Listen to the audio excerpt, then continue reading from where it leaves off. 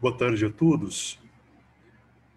A Ordem dos Pregadores nasceu na Idade Média. No ano de 2016, comemoramos os 800 anos de sua confirmação da parte do Papa Honório III. Contudo, os dominicanos não são antigos no Brasil. Segundo a historiadora francesa Claire Pic, autora de um excelente estudo relativo à missão dos dominicanos franceses no Brasil, a chegada tardia dos dominicanos em nossa terra deve-se ao pequeno número de frades da província de Portugal, bem como da escolha destes de enviar os seus poucos missionários para as colônias portuguesas da África e da Ásia. Assim, os primeiros frades chegaram ao Brasil em 1881, há apenas 139 anos, e eles não eram ibéricos. Por outro lado, as excelentes relações da ordem com a coroa espanhola, bem como o grande número de frades espanhóis, fez com que os dominicanos estivessem presentes na América Espanhola desde os primórdios da colonização. Há quem diga que Dom Pedro II permitira a entrada dos frades no Brasil após ter ouvido as famosas pregações de Lacordaire na Catedral de Paris. Verdade ou não, o fato é que foram franceses os primeiros dominicanos a se estabelecer no Brasil. Mas a atual província do Brasil, cujo patrono é um dominicano espanhol, Frei Bartolomeu de las Casas, é fruto da união da província originada pelos franceses e de outras duas missões europeias, que nos aportaram ricas tradições, Itália e Malta. Do que acabo de lhes dizer, vocês poderão concluir que o nosso arquivo é pequeno, como é recente e discreta a história da Ordem dos Pregadores no Brasil. Ele encontra-se em um pequeno prédio na cidade de Belo Horizonte, junto ao nosso convento. Falar de nosso acervo é, sem dúvida, contar um pouco da história da nossa presença no Brasil. O livro das Constituições e Ordenações da Ordem dos Pregadores, em seu número 381, indica os 3 conteúdos de um arquivo provincial. Primeiro, os documentos que já não são mais necessários para o prior provincial e aos seus oficiais e assistentes. Segundo, os documentos dos conventos supressos. E terceiro, escritos inéditos, cartas e outros documentos dos irmãos falecidos ou estrangeiros que venham a ter um valor histórico. No Brasil, nós não tivemos a sorte de nossos irmãos italianos de ter os nossos conventos decorados por Leonardo da Vinci ou Fra Angelico, o que não significa que o nosso patrimônio arquitetônico, passado e atual, não tem interesse. Assim, os nossos edifícios, suas imagens e de nossas comunidades constituem o essencial desta minha breve apresentação. Vicente de Melo, padre brasileiro que estudava em Roma, decide fazer-se dominicano. Ele entra na ordem pela província de Toulouse.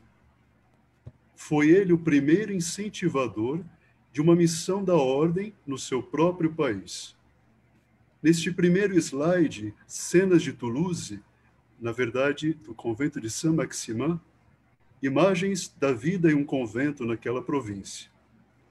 É este o clima que mostram essas imagens, no qual foi gestada a primeira missão dos dominicanos para o Brasil.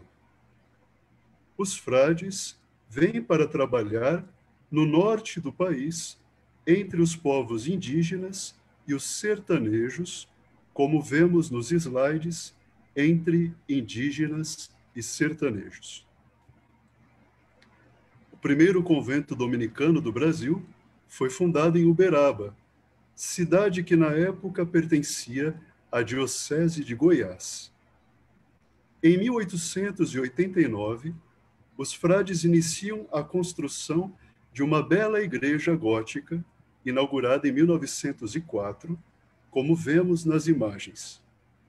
É normal esperar que franceses tenham querido fazer suas igrejas góticas. Em 1883, encontramos nossos frades mais no centro do país, na cidade de Goiás. Aqui ainda temos a foto do claustro do convento de Uberaba e, em seguida, uma foto da comunidade de Uberaba em 1919. Os frades que levam o escapulário preto são leigos, são irmãos cooperadores. Os que levam o escapulário branco são ou estudantes ou ordenados sacerdotes, o que essa distinção no hábito, ela já não existe mais desde o Concílio Vaticano II. Nessas imagens vemos a antiga Igreja do Rosário, em Goiás. Eu conservei a grafia antiga da cidade no slide. A comunidade, em 1905, faz uma nova igreja, essa é a comunidade de 1905, e depois nós temos a nova igreja, é claro, gótica. Os primeiros jovens brasileiros que pediam para entrar na ordem tinham parte ou toda a sua formação na França. Os dois slides que apresento agora, Brasileiros en Saint-Maximin e o noviciado em Toulouse, em 41, 42, são um registro disso. Noviciado alguns frades brasileiros, e aqui, anteriormente, em Saint-Maximin, esses todos os brasileiros que se encontravam na província de Toulouse nessa época, ainda no começo do século XX. Também os jovens brasileiros que entravam nas missões dos italianos tinham boa parte da sua formação em Bolonha. Ainda não temos registros dessa época no nosso arquivo. A Igreja do Brasil faz um apelo aos dominicanos na primeira metade do século XX. Solicita-os para o apostolado intelectual nas grandes cidades. De fato, a tradição e o preparo intelectual dos frades os tornava aptos ao diálogo com a cultura desde a sua fundação. Lemos no slide 13, esse que apresento agora, um trecho do relatório do Frei Casabã, então vigário do provincial no Brasil, a este respeito. Nós temos, então, uma mudança de perspectivas. Passo a ler esse slide. Resistimos por muito tempo, pode ser que até por tempo demais, a esses apelos. Queríamos conservar o caráter puramente missionário da obra. Enfim, após cerca de 50 anos deste duro trabalho, apressados, além do mais, pelo cardeal arcebispo Dom Sebastião Leme da Silveira Sintra, que neste ponto dava continuidade aos passos do seu augusto predecessor, o cardeal Dom Joaquim Arcoverde de Albuquerque Cavalcante, resolvemos-nos, enfim, instalarmos-nos no Rio de Janeiro. Em 1952, a missão dos franceses dá origem à província brasileira, cujo patrono era Santo Tomás de Aquino. Ela contava com 58 dominicanos, dentre os quais 11 formandos que estavam fazendo seus estudos na Europa. As imagens a seguir mostram algumas comunidades de dominicanos que foram fundadas no espírito desta nova fase da missão da ordem em nosso país. Vemos imagens de nossos conventos anteriormente no Rio de Janeiro, aqui em São Paulo, no bairro das Perdizes, e também, aqui ainda em São Paulo, a biblioteca, e também em Belo Horizonte, os primórdios e o convento da Serra, hoje é a Escola da Serra. O convento veio para a periferia de Belo Horizonte nos anos 80. No ano de 1936, ainda Belo Horizonte aqui, no ano de 1936, chega ao Brasil uma missão de frades da província Utriusque Lombardie, ou seja, do norte da Itália. Os frades primeiro pensaram em instalar-se em Ourinhos, no interior de São Paulo, mas acabaram indo para uma cidade próxima, Santa Cruz do Rio Pardo, onde estão até hoje, onde ergueram um grande prédio, onde também funcionava uma escola apostólica, ou seja, um seminário menor. Também os dominicanos de origem francesa tiveram suas escolas apostólicas, Juiz de Fora, Uberaba, mas sobretudo Juiz de Fora. Nessas fotografias, alguns registros dessa missão italiana. Os frades da missão italiana tiveram comunidades também em São Paulo e Goiás. Foram homens dedicados ao trabalho pastoral, de modo especial nas paróquias, mas também foram arrojados nos meios de comunicação social. Temos muitos registros em nossos arquivos de suas revistas e programas de rádio e televisão. A missão da província italiana dá origem ao Vicariato Santa Catarina de Sena. O vicariato é uma entidade subordinada a uma província. Por fim, no ano de 1961, chega ao Brasil a discreta e dedicada missão da província de Malta. Antes, frades malteses vieram somar esforços aos irmãos já presentes no Brasil. O Vicariato São Martinho de Lima é fundado em 1961, com casas somente no estado do Paraná, em cidades como Faxinal, Ponta Grossa, Curitiba. Os irmãos deste vicariato também se dedicaram com muito empenho ao trabalho paroquial. Vemos algumas das suas imagens nesse slide. A atual província data de 1998, originada da fusão dessas três entidades que citei. Nosso arquivo dispõe de muitas obras, de livros, que nossos irmãos enviam ao publicar. Funciona como um depósito legal, por assim dizer. Nele encontramos alguns objetos interessantes, como imagens religiosas antigas, outrora presentes em casas que foram supressas, objetos de outros tempos, como cilícios usados pelos irmãos, troféus esportivos, antigas máquinas de imprensa, etc.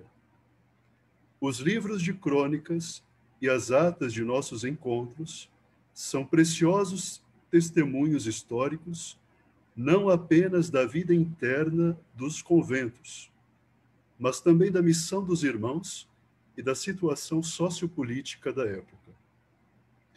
Penso que a maior riqueza da nossa história do Brasil resida em sua diversidade, ou melhor, na diversidade entre os irmãos, que mesmo assim formam uma mesma família. O antigo mestre da ordem é o nome que se dá ao superior geral dos dominicanos. O antigo mestre da ordem, Frei Bruno Cadorré, dizia que quem olha de fora a diversidade entre os nossos irmãos e missões chega a ficar impactado que parece que na ordem reina uma certa ou grande desordem. Mas para nós essa diversidade é um valor. Por isso eu gostaria de terminar esta breve apresentação com fotografias relativamente antigas, algumas raras, de alguns de nossos irmãos que por um motivo ou outro se tornaram mais conhecidos. Este é o santinho da ordenação diaconal de Dom Lucas Moreira Neves, que era frade nosso e que foi arcebispo de Salvador, também foi antes prefeito da Congregação para os Bispos. Essa é uma foto histórica do Frei Beto no dia da sua prisão, em 1969, que nós temos nos arquivos. Essa é uma foto que também ainda não foi publicada, de Frei Tito, que tirou a própria vida na França, depois de sofrer torturas no Brasil. Essa é uma imagem do capítulo geral de 1961, quando os frades estiveram em Bolonha, de toda a ordem, e foram a Roma encontrar o Papa João XXIII. E, por fim, uma foto muito simpática dos frades numa recreação no convento das Perdizes, em 1952. Do lado do irmão cooperador, com o escapulário preto, nós temos Dom Lucas.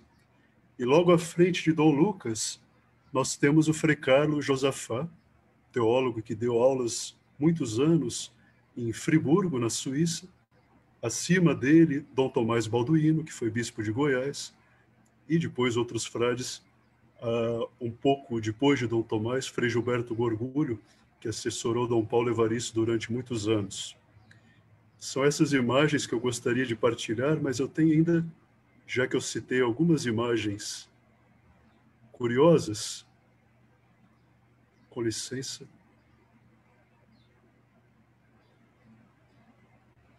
Gostaria ainda de partilhar uma última que eu citei. Essa é uma imagem de um cilício, né? Faz parte de alguns objetos que nós temos. Então, boa parte dos mais jovens nunca viu um cilício, então nós conservamos isso, entre outras preciosidades também lá no arquivo. Muito obrigado pela atenção de todos.